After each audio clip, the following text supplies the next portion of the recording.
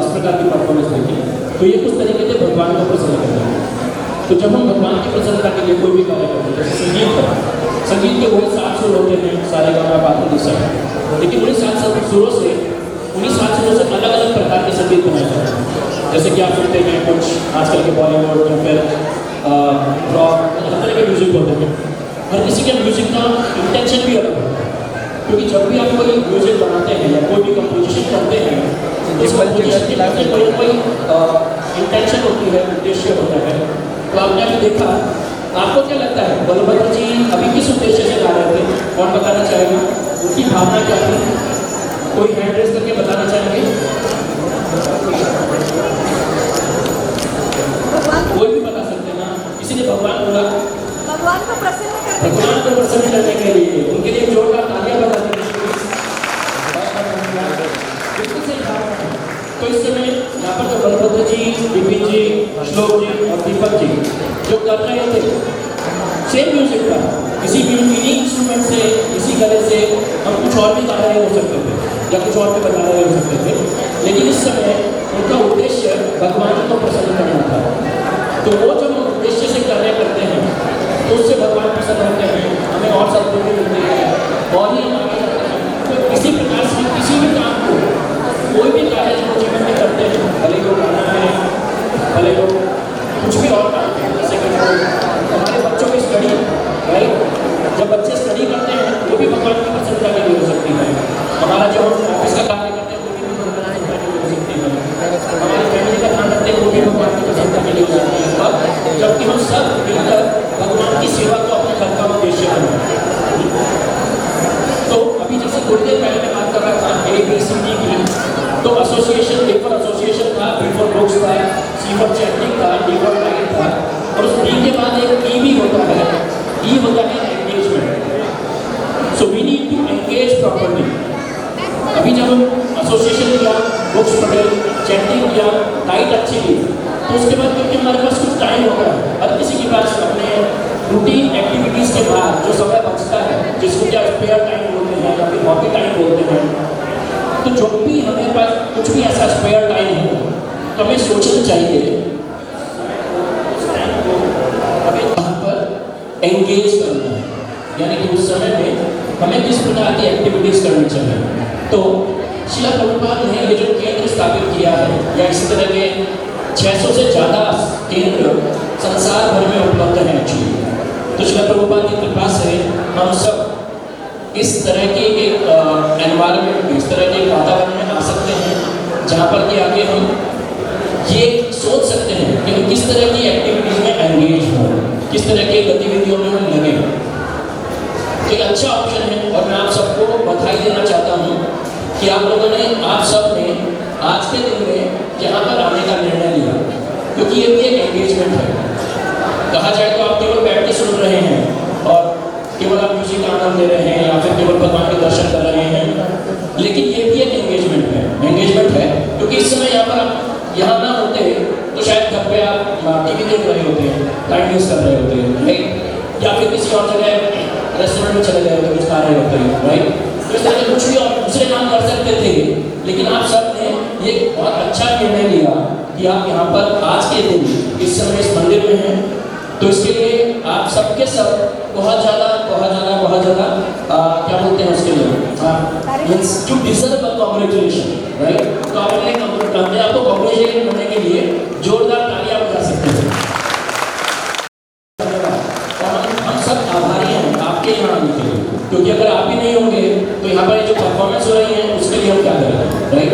तो भगवान की प्रसन्नता के लिए है, लेकिन फिर भी जब भक्त यहाँ पर होते हैं और भक्तों की तालियां परफॉर्मेंस करने वालों को जब उनको प्रोत्साहन बढ़ाती है, तो उन परफॉर्मेंस देने वालों को उनको और भी ज़्यादा प्रोत्साहन मिलता है, फिर वो और भी अच्छे से अपनी परफॉर्मेंस कर पाते हैं।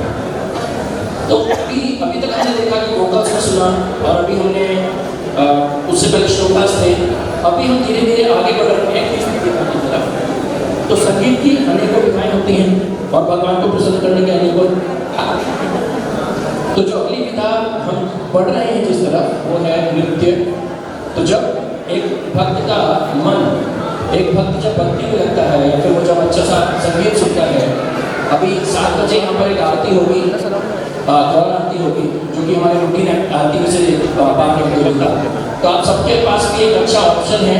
शायद हम आपको शायद अभी हमारा स्टेज, क्योंकि स्टेज छोटा है, हम सब ज़्यादा हैं, हर किसी को शायद स्टेज पे आके नृत्य करने का अवसर ना मिले, लेकिन आप जहाँ पर भी होंगे वहीं पर खड़े होकर आप आराम से नृत्य कर सकते हैं और भगवान आपके हर किसी के नृत्य को देखेंगे। तो वो तब होता है जब भी हम नृत्य, जब भी हम म्यूजिक सुनते हैं, जब भी हम संगीत सुनते हैं, अच्छा संगीत होता है, तो अपने आप ही नाचने का मन करता है। और वो नाचना, वो भी एक भगवान को प्रसन्न करने का एक प्रकार है। तो भगवान अगर नृत्य देखते हैं, देखते हैं कि हमारे मन में किस प्रकार की भावनाएं हैं, और उसके साथ ही भगवान हमसे आदान प्रदान करते हैं। आपने सुना होगा कि भगवान किस प्रकार से गोपियों के साथ रास लीला करते हैं, तो भगवान भी उनके साथ नाचा करते थे।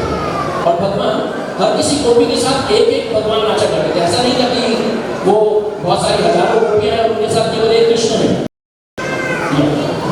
सो वो गोपी जो होती थी, वो गोपी अगर हजारों होती थी, भगवान भी हजारों बन जाते थे, क्योंकि वो भगवान है। हम नहीं एक्सपेंड कर सकते, लेकिन भगवान डेफिनेटली एक्सपेंड कर सकते हैं। तो आज की जो हमारी अगली प्रस्तुति है, उसके लिए 2 कलाकार स्पेशली जलगांव से आए हैं।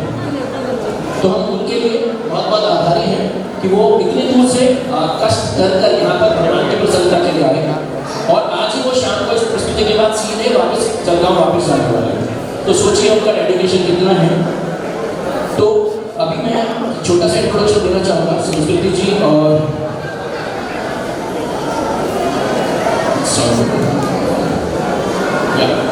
तो संस्कृति कृष्ण श्रीवास्तव जी, ये एक BCA के स्टूडेंट हैं, सेकंड ईयर में स्टूडेंट है, पढ़ रही है केवल, और पिछले 16 सालों से ये कथक सीख रही है। तो क्लासिकल डांस में सीख रही है। उन्होंने अपना नृत्य शैली जो 7 ईयर का कोर्स है वो कंप्लीट कर लिया है, और भरतनाट्यम टीचर भी है, sorry Bharatanatyam not Kathak, Bharatanatyam teacher भी है वो, और साथ में वो जॉब भी करती है। तो अपनी जॉब भी करती हैं, पिछले 16 सालों से सभी की नृत्य की सेवा भी कर रही हैं, और इस प्रकार से वो इस क्षेत्र में बहुत ज़्यादा सेवा दे रही हैं। तो हम उनके लिए बहुत बहुत आभारी हैं। एक छोटा ताली आप अभी बजा लीजिए।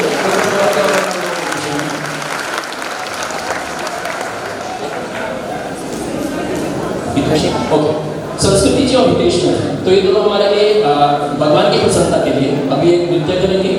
और जैसे कि हमने सुना कि वो जलगांव से आए, तो अभी हम उनकी प्रस्तुति देखते हैं, और जब फेलिसिटेशन करेंगे उसके बाद फिर से हम कुछ और बातें उनके बारे में जानेंगे। तो आइए देखते हैं उनकी प्रस्तुति।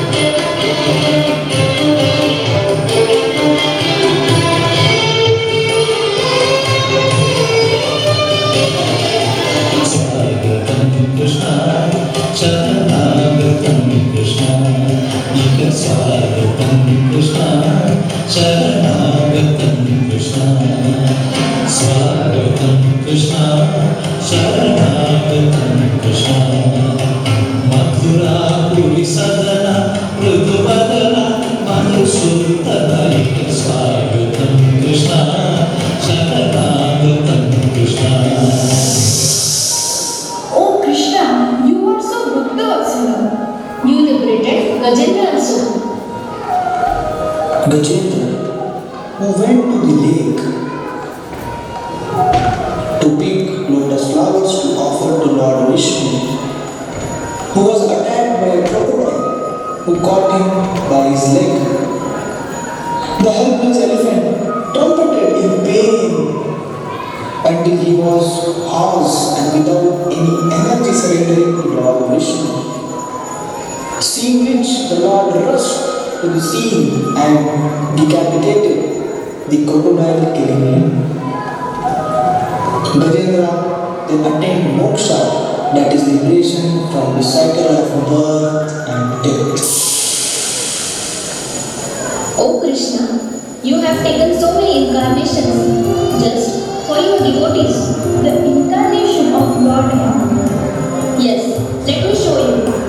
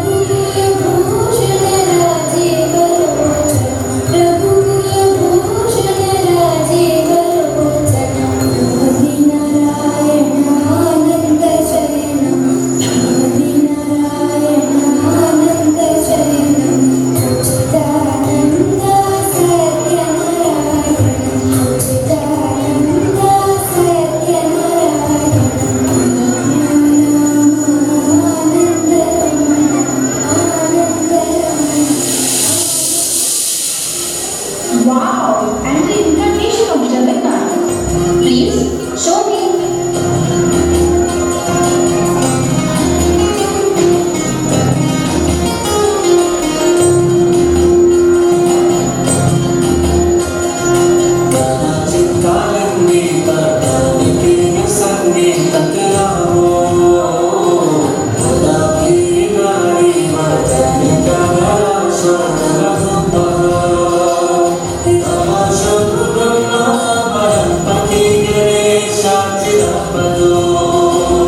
जगन्नाथ स्वामी नयन पथगामी बाबा तुम्हें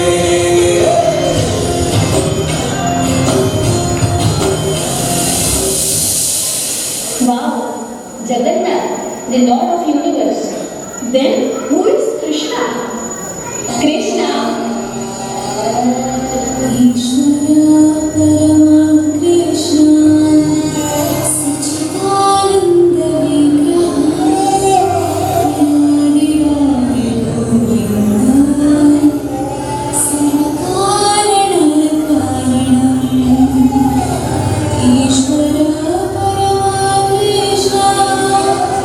Sachidana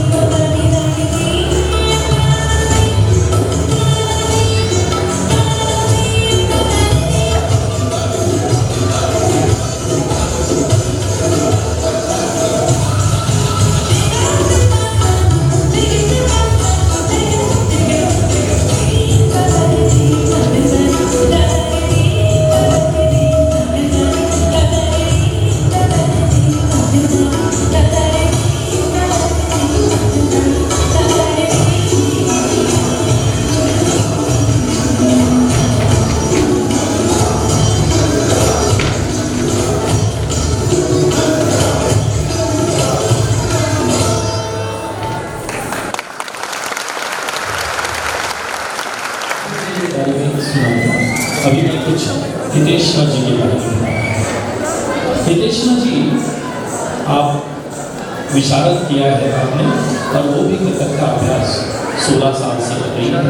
हितेश्वर जी भी आजकल जलगांव में सिखाती हैं, और उनके एकेडमी का नाम है पायल संगीत नृत्यालय। संस्कृति और बताने की बात ये बहुत इम्पोर्टेंट है कि संस्कृति और हितेशना 2021 की इस्कॉन बीकानेर की ऑनलाइन कंपटीशन में फर्स्ट आई है। जोर से तो मैं माता जी को, श्री आराध्या माता जी को बुलाना हूँ और उनको गिफ्ट्स देने के लिए विनती करता हूँ।